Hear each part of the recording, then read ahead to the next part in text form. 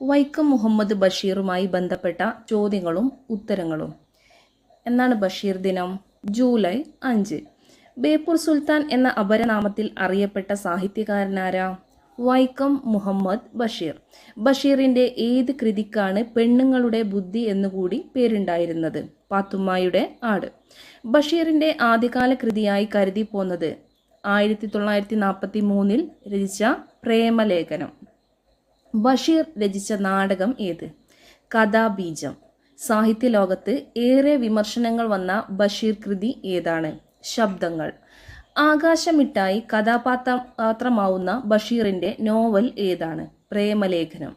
ബഷീറിൻ്റെ ഇതിഹാസ കൃതി ഏതാണ്? ബാല്യകാല സഖി.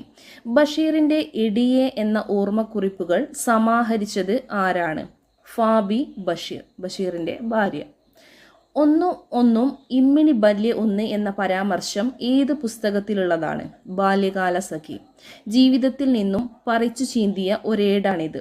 വാക്കുകളിൽ ചോര പുരണ്ടിരിക്കുന്നു എന്ന് MP പോൾ വിശേഷിപ്പിച്ച ബഷീറിൻ്റെ പുസ്തകമേത്? ബാല്യകാല സഖി. നാരായണി ഏത് ബഷീർ കൃതിയിലെ കഥാപാത്രമാണ്? മതിലുകൾ. ബഷീറിൻ്റെ ലോകം എന്ന പുസ്തകത്തിൻ്റെ എഡിറ്റർ ആരാണ്? MM ബഷീർ. ബഷീറിൻ്റെ വിശ്വവിഖ്യാതമായ മൂക്ക് ഏതു സാഹിത്യ വിഭാഗത്തിലാണ് ഉൾപ്പെടുന്നത്? ചെറുകഥ. ചോദ്യോത്തര രൂപത്തിൽ പ്രസിദ്ധീകരിക്കപ്പെട്ട ബഷീറിൻ്റെ കൃതി ഏത്? നേരും നുണയും. വായിച്ചേ തീരൂ എന്ന് തീർത്തു പറയേണ്ടുന്ന ഒരു സമാഹാരം എന്ന് CJ തോമസ് വിശേഷിപ്പിച്ച കൃതി ഏത്? വിഡ്ഢികളുടെ സ്വർഗം. സുഹറയും മജീദും കഥാപാത്രങ്ങളായ ബഷീറിൻ്റെ നോവൽ ഏതാണ്? ബാല്യകാല സഖി. ബഷീറിൻ്റെ നീലവെളിച്ചം എന്ന കഥ ഏതു പേരിലാണ് സിനിമയാക്കിയത്? ബഷീറിൻ്റെ നീലവെളിച്ചം എന്ന കഥ ഏതു പേരിലാണ് സിനിമയാക്കിയത്? ഭാർഗവി നിലയം. ജയിലിൽ വെച്ച് പരസ്പരം കാണാതെ പ്രണയിക്കുന്നവരുടെ വികാരങ്ങളെ രസകരമായി കഥ പറയുന്ന ബഷീറിൻ്റെ രചന ഏത്? മതിലുകൾ. സർ CP രാമസ്വാമി അയ്യർ നിരോധിച്ച ബഷീറിൻ്റെ നാടകമേത്? ഒരു പട്ടത്തിൻ്റെ പേക്കിനാവ്. സർ CP രാമസ്വാമി അയ്യർ നിരോധിച്ച ബഷീറിൻ്റെ നാടകം ഒരു പട്ടത്തിൻ്റെ പേക്കിനാവ്.